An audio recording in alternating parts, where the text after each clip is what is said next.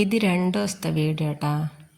First ഓണത്തിൻ്റെ അന്നിതാ ഓണപ്പൊട്ട് നമ്മളെ പരക്കം വന്ന് ഓണപ്പൊട്ട് എനിക്ക് പൈസ എല്ലാം കൊടുത്ത് അളവിട്ട് പിന്നെ ഇതാ അപ്പോഴത്തേക്ക് പള്ളിയിൽ നിന്ന് ചോറ് വന്നിക്കേനും നമ്മൾ ചോറ് നിന്ന സമയത്ത് അപ്പുറത്തെ ചേച്ചി നമുക്ക് ബിരിയാണിയും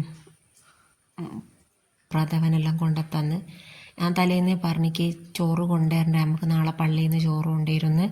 പക്ഷെ അതൊന്നും കേട്ടിക്കില്ല. അതാ പിറ്റേന്ന് പ്രഥമനും ബിരിയാണിയെല്ലാം കൊണ്ടുവന്നു. ഞാൻ പറഞ്ഞു എന്നാൽ ചോറ് തിരിച്ചങ്ങ് എടുത്തോ, ഇങ്ങൾക്ക് ഒരുപാട് ആൾക്കാർ വരും, രാത്രി വരെ അവിടെ ആൾ വരും, 5-6 കിലോ അരിൻ്റെ ചോറെല്ലാം ഉണ്ടാക്കണം. അപ്പം എൻ്റെ അടുത്ത് പറഞ്ഞ് അങ്ങനെ എൻ്റെ ആൾ വന്നിട്ടുണ്ടെങ്കിൽ ഞാൻ പിന്നെ അങ്ങ് വെച്ചോളും, ഇനി അതൊന്നും നോക്കണ്ട, ഇനി ഞാനിവിടെ കൊണ്ടുവന്ന ചോറ് മോനിക്ക് കൊടുക്കുക, അത് ചിക്കൻ ബിരിയാണി നിങ്ങൾക്ക് കിട്ടിയ നെയ്ച്ചോറ് ഇറച്ചിയല്ലേ എന്ന് പറഞ്ഞിട്ട് നിർബന്ധിച്ച് ഞാൻ അതിൽ നിന്ന് കുറച്ച് ചോറെടുത്ത് ആന് പറഞ്ഞ് വെറുതെ വേസ്റ്റായി പോകണ്ടല്ലോ. അങ്ങനെ ഞാൻ കുറച്ച് ചോറ് എടുത്ത് തരാൻ എൻ്റെ അടുത്ത് പറഞ്ഞ് എന്നാൽ പീസും എടുക്കണം, മക്കൾക്ക് ചിക്കൻ പൊരിച്ചത് നല്ല ഇഷ്ടമായിരിക്കുമല്ലോ എന്നെല്ലാം പറഞ്ഞ് എന്നെ നിർബന്ധിച്ച് ചോറ് ഇവിടെ വെച്ച് നമ്മളെ പിന്നെ അതെല്ലാം തിന്ന്. നമ്മൾ നോമ്പിനും പെരുന്നാക്കെല്ലാം അങ്ങോട്ട് കൊടുക്കും. നമ്മൾ 4 പേർക്കാറുണ്ട്, വിഷുവിനും ഓണത്തിനെല്ലാം ഇങ്ങോട്ടും തരും. ഓക്ക് നമുക്ക് 4 പേർക്കാർക്ക് തരണം, നമുക്ക് ഒക്കെ ഒരാൾക്ക് കൊടുത്താൽ മതി. ഞാനും എൻ്റെ മോനും ആദ്യമായിട്ടാണ് നബിദിനത്തിൻ്റെ അന്ന് പുരയിന്ന് ചോറ് തിന്നുന്നത്. കാരണം ഞാൻ ഒരു 19 വയസ്സിലെ എൻ്റെ മോളെ മദ്രസയിൽ ചേർത്തത്, അന്ന് തൊട്ടേ ഞാൻ നബിദിനത്തിന് മദ്രസ പോവും. പിന്നെ ഓൻ പഠിച്ച് ഓള് പഠിച്ച് അതിൻ്റെ ഇളയത് പഠിച്ച് പിന്നെ ഇവൻ പഠിച്ച് ഇപ്പോൾ 2 വർഷമായിട്ടാണ് ഞാൻ മദ്രസയിൽ പോവാത്തത്.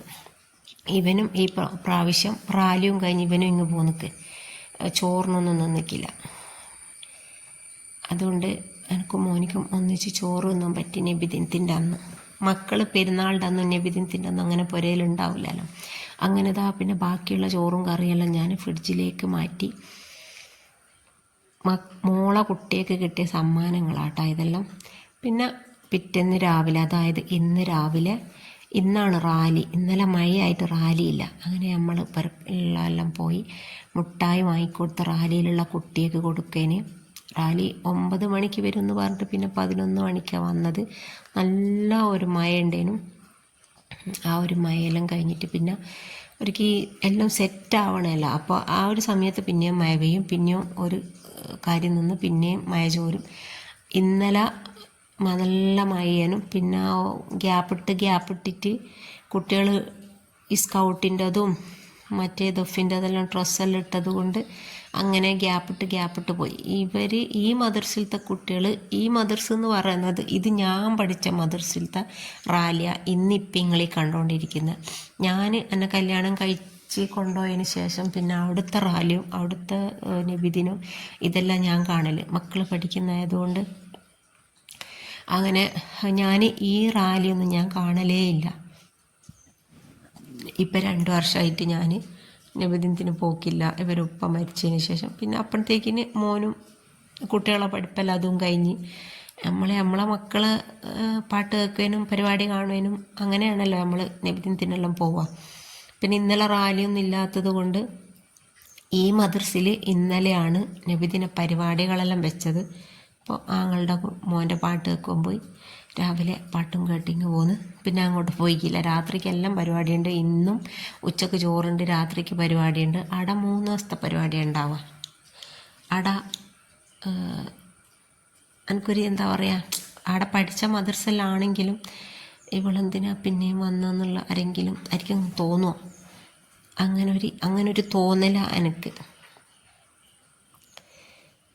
അങ്ങനെ ദഫും അടിപൊളി ദഫും മറ്റേ സ്കൗട്ടും എല്ലാം നല്ല ഭംഗിയായിട്ടുണ്ടേനും. മഴ മാഷാ അല്ലാ ആ ഒരു സമയത്ത് മഴ പെയ്തിക്കില്ല. പിന്നെ ഒരുപാട് ദൂരം ഇങ്ങനെ ദഫ് മുട്ടിയിട്ടും സ്കൗട്ട് ചെയ്തിട്ടെല്ലാം എത്തണ്ടേ.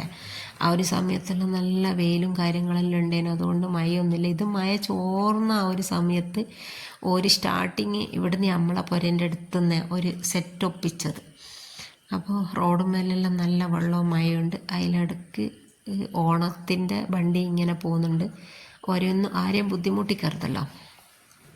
അങ്ങനെ റാലിയും ദഫെല്ലാം കഴിഞ്ഞ് വരുമ്പം നമ്മൾ തൊട്ടടുത്ത വീട്ടിലെല്ലാം ഒരുപാട് ഇടത്തിൽ ഓണമുണ്ട്. അവരെല്ലാം ഇങ്ങനെ ചോദിക്കുന്നുണ്ട് നമ്മളെ പുരയെ കയറുന്നില്ലേ. അവിടെ കാരി അവിടുത്തെ ഓണപ്പൂക്കളെല്ലാം ഇട്ട വീഡിയോ എല്ലാം എടുത്ത്. അപ്പോൾ ഇത്രയൊക്കെ തന്നെ ഇന്നത്തെ വീഡിയോ ഉള്ളൂ. വീഡിയോ ഇഷ്ടമായ ലൈക്ക് ചെയ്യുക, ഷെയർ ചെയ്യുക, സബ്സ്ക്രൈബ് ചെയ്ത് എന്നെ ഒന്ന് സപ്പോർട്ടാക്കണേ. ഓക്കെ.